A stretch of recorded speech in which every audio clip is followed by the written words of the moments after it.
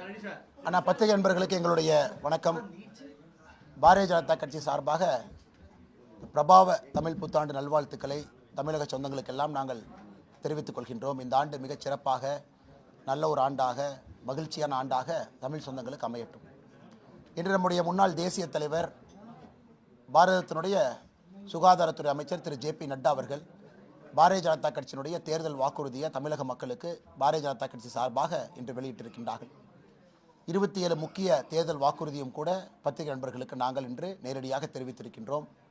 அதை நீங்கள் தமிழக மக்களுக்கு எடுத்துச் செல்ல வேண்டும் என்று இந்த நேரத்தில் அன்போடு கேட்டுக்கொள்கின்றோம். நேரடியாக உங்களுடைய கேள்விகளுக்கு வந்துடுறோங்கண்ணா. சார், தொகுதி மறுவரையால் தமிழ்நாடு பாதிக்கப்பட்டால் இந்தியாவே திரும்பி பார்க்கக்கூடிய அளவுக்கு போராட்டத்தை முன்னெடுப்புன்னு முதலமைச்சர் வீடியோ வெளியிட்டிருக்கிறார்.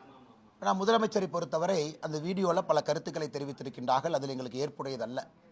1960 தமிழகத்தை பார்க்க வேண்டும் அப்படின்னு ஒரு வார்த்தையை சொல்லியிருக்கிறாரு. அதே போல் பாரத பிரதமர் நரேந்திர மோடி அவர்களுக்கு கடைசி எச்சரிக்கை அப்படின்னு ஒரு வார்த்தையை சொல்லியிருக்கிறார். ஒரு அரசியலமைப்பு சட்டத்தின் மீது உறுதிமொழி எடுத்து பதவியில் அமர்ந்திருக்கக்கூடிய முதலமைச்சர் பேசுகின்ற வார்த்தையை தமிழக மக்கள் பார்த்து கொண்டிருக்கின்றார்கள். 1996 பாராளுமன்றத்தில் தொடர்ந்து சகோதரிகள் பெண்களுக்கு கொடுக்கக்கூடிய 33% இடஒதுக்கீடு மசோதாவை எத்தனை முறை திராவிட முன்னேற்ற கழகம் பாராளுமன்றத்தில் ஆக்கப்பூர்வமாக பேசியிருக்கிறாங்க. 96, அதன் பிறகு 20 ஆண்டு காலம் தோல்வி. அதன் பிறகு 2010 ராஜ்யசபாவில் பாஸ் பண்ணாங்க, லோக்சபாவில் பாஸ் பண்ணல. திமுகவுடைய கூட்டணி கட்சியினுடைய தலைவர்கள், இந்திய அரசியலுடைய முக்கியமான தலைவர்கள், பெண்களுக்கு நாங்கள் இருக்கும் வரை இடஒதுக்கீடு கொடுக்க மாட்டோம் என்று சொன்ன பாராளுமன்றம். அதன் பிறகு 2023 செப்டம்பரில் நம்முடைய பாரத பிரதமர் நரேந்திர மோடி அவர்கள் முயற்சி எடுத்து முன்னெடுத்து இந்தியாவுடைய அரசியல் தலைவர்கள் எல்லோரும் சேர்ந்து யுனானிமஸாக எதிர்க்கட்சி நண்பர்களும் இணைந்து இடஒதுக்கீடு மசோதாவை பாராளுமன்றத்தில் நாம் அதை கொண்டு வந்து வெற்றிகரமாக அதை பாஸ் செஞ்சுருக்கிறோம். அது மட்டும் இல்லை, அன்னைக்கு எதிர்க்கட்சி நண்பர்கள் காங்கிரஸ் உட்பட இதை உடனடியாக அமலுக்கு கொண்டு வரணும் அன்னைக்கே கேட்டாங்க. எப்போ கேட்டாங்க? 2023 ஆகஸ்டில். நீங்கள் சொல்லுங்கள், 2024 மார்ச்சில் எலெக்ஷன் அனௌன்ஸ் பண்ணுறாங்க. அதன் பிறகு எலெக்ஷன் நடக்குது. அதன் பிறகு மத்திய அரசு, அங்கே இருக்கக்கூடிய தேர்தல் ஆணையம் எல்லோருமே சொல்கிறார்கள் 2024 செயல்படுத்துவதற்கு வாய்ப்பே இல்லை. அன்றைக்கே நாம் சொன்னோம் மிக விரைவில் செயல்படுத்த போகிறோம். சட்டத்தை நாம் உறுதி செய்த பிறகு இன்னைக்கு ஏப்ரல் 16, 17, 18 சிறப்பு அமர்வு பாராளுமன்றத்தில் மத்திய அரசு கூட்டியிருக்கின்றார்கள். தமிழகத்தினுடைய எம்பிக்கள் கூட அதில் போய் பங்கேற்க வேண்டும். இன்னைக்கு ஒரு கட்சியுமே சீஃப் விப்பை கூப்பிட்டு இன்ஸ்ட்ரக்ஷன் கொடுத்துருக்குறாங்க. இந்த கான்டெக்ட் எதுக்கு நான் சொல்கிறேன்னா, நம்ம தமிழகத்தினுடைய சொந்தங்கள் இதை புரிந்து கொள்ள வேண்டும். திராவிட முன்னேற்ற கழகத்தை பொறுத்தவரை பாராளுமன்றத்தில் வெறும் பேச்சை மட்டும்தான் பேசினாங்க. ஆக்கப்பூர்வமாக சகோதரிகளுக்கு 33% இடஒதுக்கீடை பற்றி எங்கேயுமே பேசலை. இன்றைக்கி நான் முதலமைச்சர்கிட்ட கேட்குறேன், எனக்கு இந்தியாவில் மக்கள் தொகை அடிப்படையில் இடஒதுக்கீடு நம்ம கொண்டு வர்றோம். இதே 543 பாராளுமன்றத்தில் இருக்கக்கூடிய எம்பிக்களை 2026 ப்ரொஜெக்டட் பாப்புலேஷன், அதாவது பாப்புலேஷனை ப்ரொஜெக்ட் பண்ணுறேன்னா சென்சஸுடைய நம்பர் நம்ம கையில் இல்லை, ப்ரொஜெக்டட் பாப்புலேஷனை கொண்டு போனால் தமிழ்நாட்டினுடைய எம்பிக்களுடைய எண்ணிக்கை 39 31 வந்துடும், 8 குறைஞ்சிரும். அதே போல் கேரளா 20 12 வந்துடும். இன்னைக்கு மக்கள் தொகை அடிப்படையில். ஆனால் நம்முடைய மத்திய அரசு மக்கள் தொகை அடிப்படையில் பண்ணல என்பதை முதலாக இவர் உணர்ந்து கொள்ள வேண்டும்.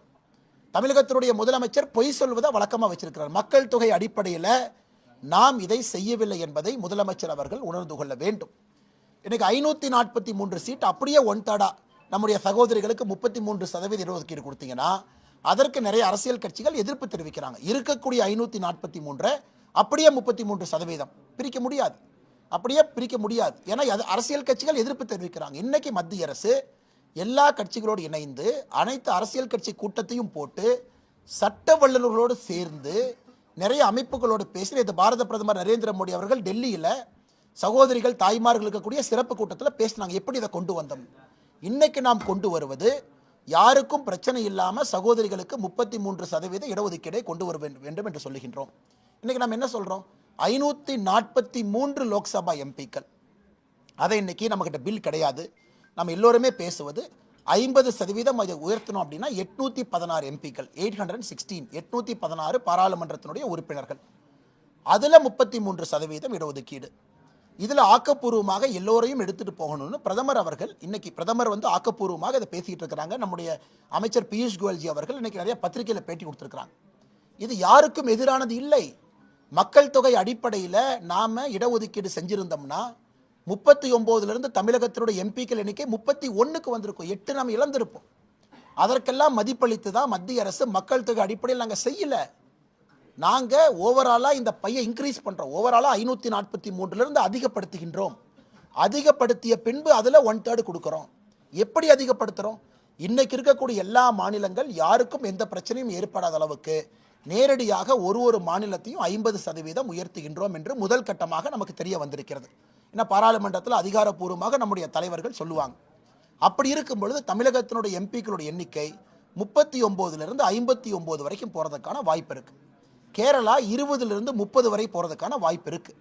ஸோ மக்கள் தொகை அடிப்படையில் செய்யாம எல்லோரையும் ஒரு மனதோடு ஒரு நேர்கோட்டு பாதையிலே மத்திய அரசு எடுத்து செல்ல வேண்டும் என்று நினைக்கும் பொழுது எதற்காக பொய்யை பேசி மக்களிடம் அச்சத்தையும் பயத்தையும் முதலமைச்சர் கிரியேட் பண்றாரு? அது மட்டும் இல்ல 1960 தமிழ்நாடு பார்க்கும். திமுகவுடைய குடும்பத்திலிருந்து யாராச்சும் தீக்குளிச்சாங்களா? 1960 திமுகவுடைய குடும்பத்திலிருந்து யாரும் தீக்குளிக்கல. அப்பாவி தொண்டர்களை கொண்டு வந்து தீக்குளிக்க வச்சுட்டு வருஷத்துக்கு ஒருக்கா அவங்களுக்கு போய் மாலை போடுறதை மட்டுமே திராவிட முன்னேற்ற கழகம் ஒரு கொள்கையாக ஒரு ஏமாற்று வேலையாக செய்து கொண்டிருக்கின்றார்கள். அதனால் முதலமைச்சர் தமிழக மக்களை பாரத பிரதமர் நரேந்திர மோடி அவர்களை அச்சுறுத்தக்கூடிய அந்த விஷயத்தை உடனடியாக அவர் நிறுத்தணும். இதெல்லாம் முதலமைச்சருக்கு தேவையில்லாத வேலை. ஆக்கப்பூர்வமாக யோசனை இருக்கா சொல்லுங்க. சோனியா காந்தி அவர்கள் என்ன யோசனை சொன்னாங்க? பாராளுமன்றத்தில் நீங்கள் கொண்டு வந்த முறை தவறு. அவங்க யோசனை சொல்லிட்டு போங்க, பரவாயில்ல. அரசியல் கட்சிக்கு யோசனை சொல்வதற்கு முழு தகுதி இருக்கு. ஏன் ஏப்ரல் 16 கொண்டு வர்றீங்க? இன்னொரு மாசம் கொண்டு வாங்க. இன்னொரு அரசியல் கட்சி சொல்றாங்க.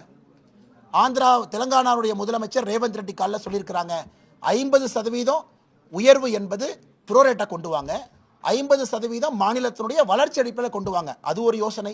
இன்னொரு கட்சி நீங்க ஒரு யோசனை சொல்லுங்க. எல்லோரும் யோசனை செய்த பிறகு எந்த மாநிலத்துக்கும் பிரச்சனை இல்லாத அளவுக்கு இதை உயர்த்தணும். அதுல சகோதரிகளுக்கு 33% இடஒதுக்கீடு கொடுக்கணும். முதலமைச்சர் புரிந்து கொள்ள வேண்டும். ஒரு கனிமொழி கருணாநிதி அங்க உட்கார்ந்து இருந்தாங்கன்னா பெண்களுக்கான ரிசர்வேஷன் வரப்போறது கிடையாது. உங்களுடைய தங்கச்சி அதே போல தமிழச்சி தங்கப்பாண்டியன் உட்கார்ந்து இருந்தா ரிசர்வேஷன் வரப்போறது கிடையாது. தமிழகத்தில் குடும்பமாக தங்கப்பாண்டியன், அவருக்கு பிறகு அவருடைய மகள் தமிழச்சி தங்கப்பாண்டியன் உட்கார்ந்து இருக்கிறாங்க.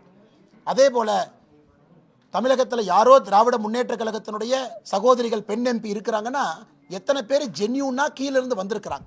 இன்னைக்கு பாரத பிரதமருடைய முயற்சி என்பது முதல் தலைமுறை எந்த பொலிட்டிக்கல் பேக்கிங் இல்லாம, அரசியல் பேக்கிங் இல்லாம, குடும்ப பேக்கிங் இல்லாம நேரடியாக அரசியலுக்கு வந்து சாதிக்க வேண்டும் என்று பிரதமர் நினைக்கின்றாங்க. அதற்காகத்தான் பாராளுமன்றத்தில் சிறப்பு சிட்டிங்கை நம்ம கூப்பிட்டுருக்கோம். தமிழகத்தினுடைய தாய்மார்கள் சகோதரிகள் இதை நெஞ்சுரத்தோடு சந்தோஷமா முகமலர்ச்சியோடு இதை ஏற்றுக்கொள்ள போறாங்க.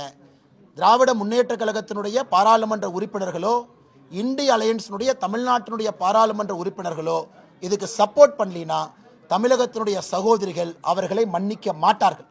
அதை வருகின்ற தேர்தலில் ஏப்ரல் 23 தேர்தலில் நம்முடைய தாய்மார்கள், தமிழகத்தினுடைய தாய்மார்கள் சகோதரிகள் அந்த கோபத்தை தேர்தலையே காட்டிடுவாங்க.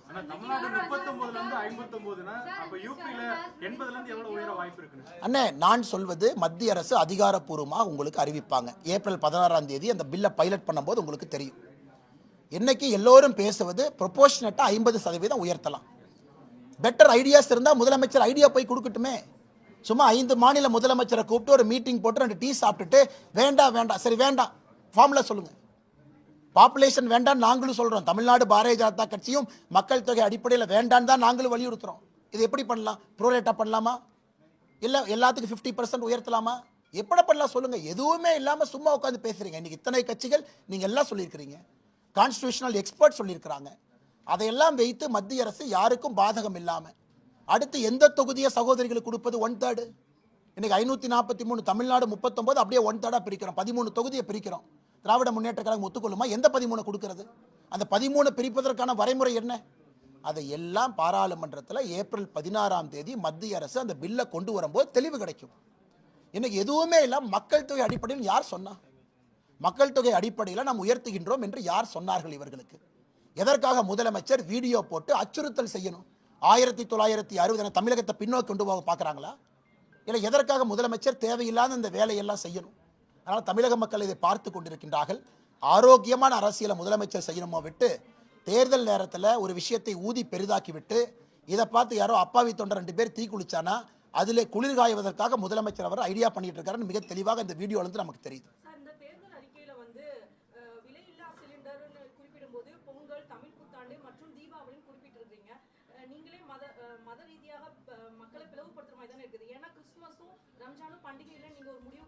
இல்லைங்க மேடம், கிறிஸ்மஸும் ரம்ஜானும் முக்கியமான பண்டிகைகள் தான். அப்படி நோக்கம் கிடையாது.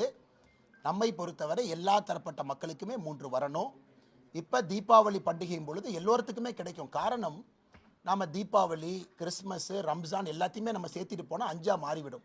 அதிகப்படியான மக்கள் எந்த பண்டிகையை கொண்டாடுறாங்களோ அன்னைக்கு தமிழ்நாட்டு மக்களுக்கு நம்ம கொண்டு போய் சேர்த்துறோம்.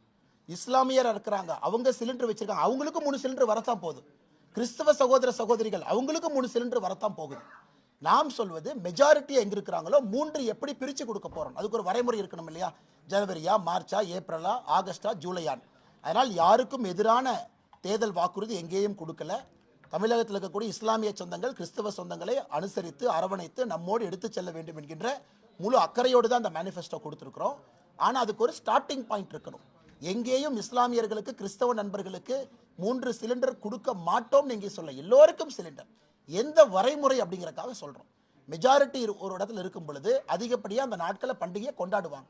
அன்னைக்கு அவங்களுக்கு சிலிண்டர் தேவை இருக்கும். அதுதான் இதனுடைய அர்த்தமோ தவிர ஒரு கம்யூனிட்டியை நிராகரிக்க வேண்டும் என்பது என்னுடைய அர்த்தம் கிடையாது. கடந்த நாடாளுமன்ற தொகுதி மறுவரையறை அந்த 2009 காலகட்டத்தில் நடந்தப்ப சில தொகுதிகள் வந்து காணாம போச்சு. புதுக்கோட்டை மாதிரி பார்லிமெண்ட் தொகுதியெல்லாம் காணாம போயிடுச்சு. அதெல்லாம் ரொம்ப ரொம்ப அற்புதமான கேள்விங்க ஐயா.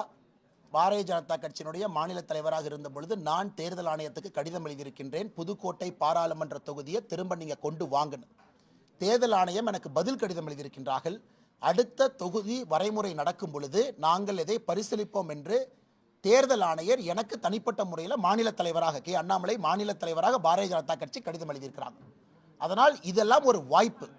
நாம் இந்த நம்பர் வரும்பொழுது தொகுதியை வரைமுறை செய்யணும், தொகுதியினுடைய கரெக்டாக கொண்டு வரணும். இன்னைக்கு புதுக்கோட்டை ஆளில்லாத தொகுதியாக இருக்குது. கரூருக்கு 2 பிச்சு கொடுத்தாச்சு, திருச்சிக்கு 2 பிச்சு கொடுத்தாச்சு, இங்கே 2 பிச்சு கொடுத்தாச்சு. புதுக்கோட்டை மக்கள் எந்த எம்பியை போய் பார்க்கறனே தெரியல. 4 எம்பி அவங்களுக்கு இருக்கிறாங்க. இது தமிழ்நாட்டில் சகோதரர் கேட்டது போல இதுக்கு முதலமைச்சர் ஃபைட் பண்ணாங்க, ஆதரவு கொடுக்குறோம். இதுக்கு முதலமைச்சர் சண்டை போடணும். தொகுதி வரைமுறையை சரியா பண்ணுங்க, எல்லா தொகுதியும் கரெக்டாக கொண்டு வாங்க, அதில் எல்லா தரப்பட்ட மக்களுக்கும் கரெக்டான ரெப்ரசன்டேஷன் கொடுங்க, மலையில் இருக்கக்கூடிய மக்களுக்கும் சரியான ரெப்ரசன்டேஷன் கொடுங்க, கடலோரத்தில் இருக்கக்கூடிய மீனவ சொந்தங்கள் ரெப்ரசன்டேஷன் கொடுங்க. இதுக்கு சண்டை போடலாமோ தவிர தேவையில்லாத விஷயத்தை இவராக நெருப்பை ஏற்றி இவராக குளிர் காய்ந்து கொண்டிருக்கின்றார். தேங்க்யூ.